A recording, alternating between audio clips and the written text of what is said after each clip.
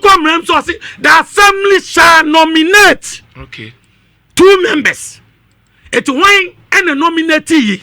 I said, bogus. Bogus. Okay. The chief executive doesn't have right. He's not an assembly. The coordinating director doesn't have any right. He's not assembly. The presiding member doesn't have any right. He's not an assembly. When we talk of assembly, it's when assembly is in section. Okay. Nama continue chese easy ni the mra ya adwuma say mra ne say on to February president the mra ya adwuma say also nya council of state but mo the assembly ni mra chese also composition ye say and adwuma no dey amoso mokoye na no mo dey just na they are totally right. Okay. And they have to question easy, where did he get this register from? Why no dey register ni man na assembly ni share da ben na say intimi meeting yetimi nya hwe sub committee kura intimi nko eto wan na yi sa ni patu ni koye nana enzima hina sema o kan no say ampa say regional minister ne kan say ampa say regional chairman ne kan we condemn it. We condemn it. Men support because Kumasi ame woni de ana Ashanti ba meti ade bia against men share bia koyo me so me against it. Mini evidence tina make say am pass or kind dia I condemn it. And you say am pass wa you can be a church company for. But as I'm speaking, we need any evidence. But as far as Nana ne can say am pa and try say a regional chairman, say a regional minister, or pin so dear or tin baby. Nyano kreda. Utie de o kan wo now. Or say otete. Yeah.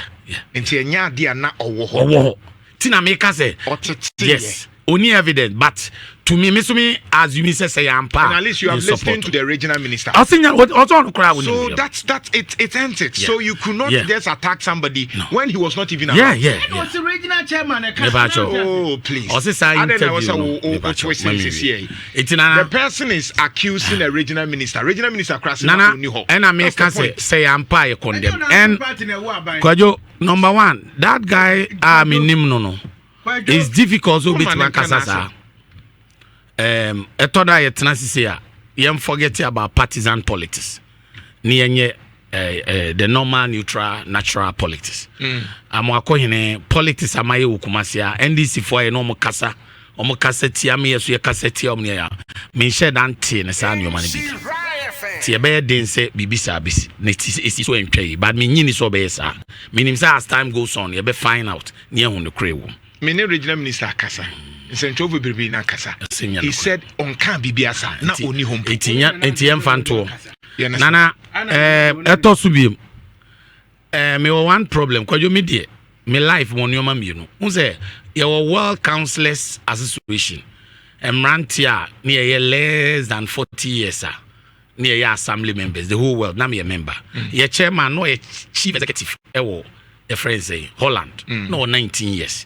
It's very difficult to Ghana 19 years assemblyman kwa hia e man kwa nena amabam it minya hu say abrante opposition they be am well ne say yen support no excel otimi excel ya a opportunity ma Opooman a opportunity ma because company for the shame crofo adwum say we abrante a untimi nya. That is my main reason why I support this guy say untimi make it in the region. It ever stress say say bibi kra na we should start helping him. Send your mabekos. Oyeni ya, 8 years ago, MPP bar. It tells you Paul Yando can be a regional chairman, a regional minister. It tells you Yenuan beat me aye. Basi man for become be an army defender. Yes. Now to one way. But a Kobasi mani failure. Me donya me say a free yes, a sanko 60 years for no MY.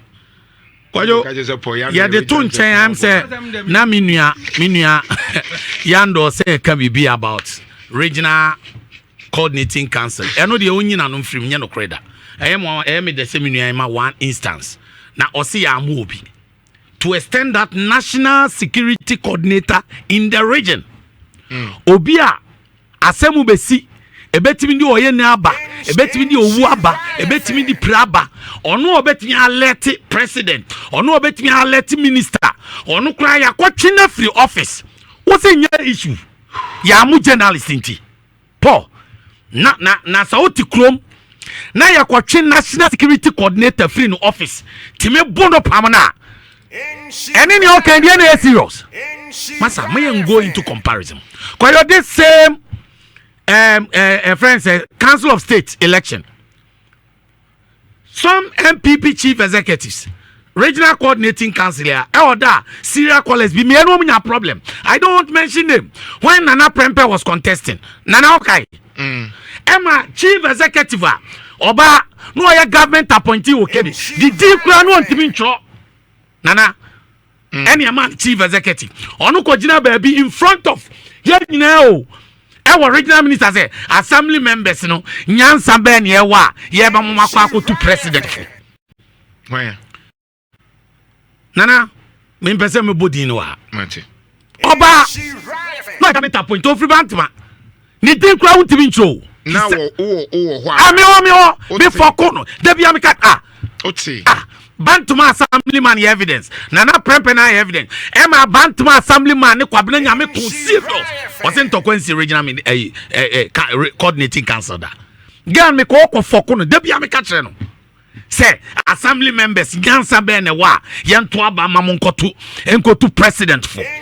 Okra we mu support yi. MP eno kra guy dey. Wonim ni ma regional coordinating council. Enya regional coordinating council and the school feeding ma Minister Gina Sudidi Omatem. Now who is a peace? A friend say peace council. A friend say National Security Council. One chairperson. Now regional minister, regional security council. Now regional minister na to through di matema. Masa, and you money boami and fan to a but say you any di aye kana mistress say. You're very careful. Send your message in the Nana, go back to elections or Mukoy. Nana, elections no. I stand for correction. Na sema mite no too bad because you don't Obia nim say Crystal Rose mami na neko. Because it is alleged. Say party ni yes ye wenia. Ye de Nana Nkansa Buadu call as government appointee. Council of State appointed. Na Crystal Rose ako elections. Okay. That was the arrangement. Nana TMU. Right. Enti abai ni lusu wie no. That means appointment no aye den wo lusu. Okay. But the oko election there still an opportunity. What means I wasn't Crystal Rose. Enti your friends regional chairman to me every all MPP for your presiding members say Council of State get mami we na eden echo and den ko kire shortly and ko ba say na na so ompene ono so beko emia for so want to me say convey another meeting with the presiding members say ni nyina ye de wo wate. Oh, a reality. Presiding members na catch me. Uni ho. Me na mate. Okay. Did I'm used to the word alleged. Okay. But I mean I'm kind. All right. Enti, osa friend say, ma me ne nyam fa ne nko. Iti ade nana nkasa bodo na eko. E ho na problem ne eden e bai. Nana as for heaven and earth. MPP debi am kase we have to be strategic. Say Crystal Rose ma me ne ko ya. Ka all this mess NC because NDC function have problem with the Crystal Rose mami no. Okay.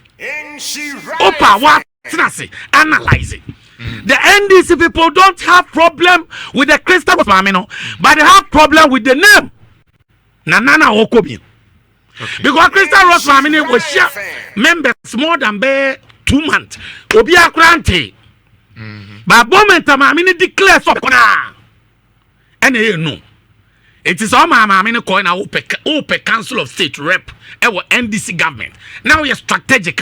Oh my mammy corner we know my NDC. By a stop mammy no. And a mammy so obeko. And yes papa no so kono me no koi. Oh okay. The Crystal Rose mammy. Oh no. Okay. And a way to koi. I want a man this for not give back so say. Hey, Dabi. How say you better say NDC mrem? Niama na na Council of State.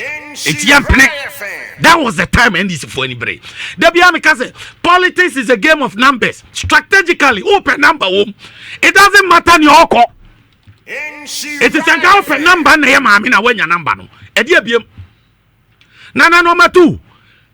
you know the atoson de no ano me ana me pemwa injunction yes my prayer me obi enra enrachi na kwa me amadwuma me yeso me nyan time lawyer bi yeso obeboa me nana abanom koto de bogus but because of obini presiding members any coordinating directors na yadwuma tentia koto nana easy say the time frame also to about February also the assembly members there too nana now there is no assembly in Ghana nana me don't say abanom atun the whole Ghana nyina bogus according to section article 89 subsection 2C or see a rep from the assembly now when we talk of assembly go to your friend say act 936 section 5 composition of the assembly we have 4 components that makes an assembly the chief executive, the elected assembly member by universal adult suffrage, the member or members of MP within the district,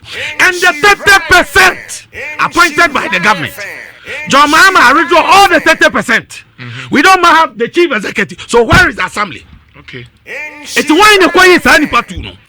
The assembly shall nominate 2 members. It's why and the nominatee. I said, do my bogus. Bogus. Okay. The chief executive doesn't have right. He's not an assembly. The coordinating director doesn't have any right. He's not assembly.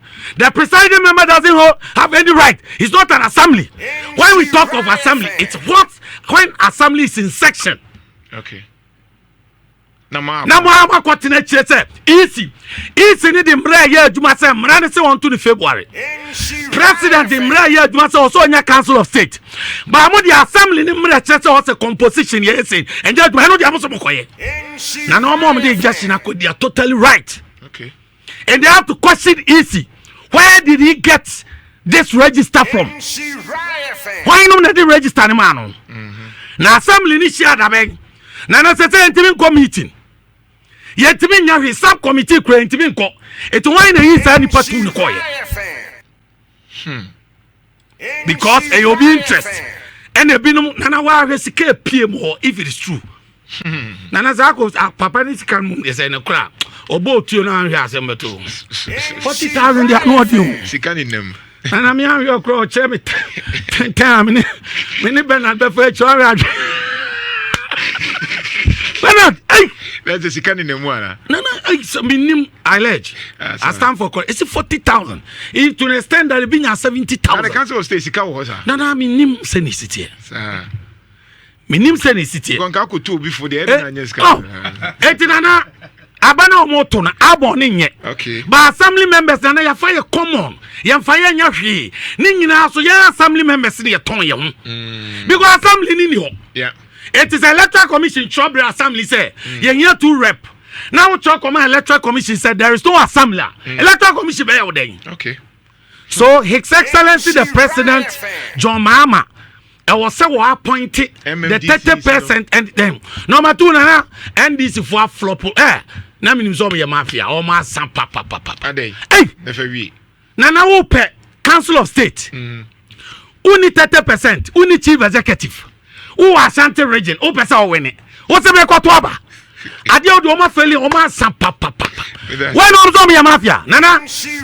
Nana, a Greek and him, no name a crew from him in Echo. Yeah. It is alleged. Okay. Information, is a president say on pen and a Greek in it. Okay. No per crew from him.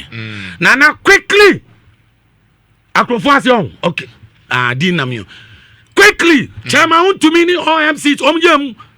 Ya shipo bi atonim ya call meeting no udisi ba ka cho say me kotubi nti assembly for muso munyi ba akonya den e ma me because na warning ni say akrofo yin na say wan ni lusu a akrofo so hene ewe he akrofo so okay ewe he ya say papa no ya brofo export nya agro e no eti ni answer say papa no lusu dia Ashanti region 43 municipal chief executive no ya be reshuffle Kwakoma de bejina mbeto yi. Okay. Plus presiding members. Thank you. And the job to ma na wo pe wo pe to do obi mpe ko. Uni government appointee. Uni chief executive. Na wo kwato aba. Thank you. Na na kwasi sai wo feli akose chairman ye gifu. Thank you. Paul 30 seconds. Nhyira 30 seconds. The American is offer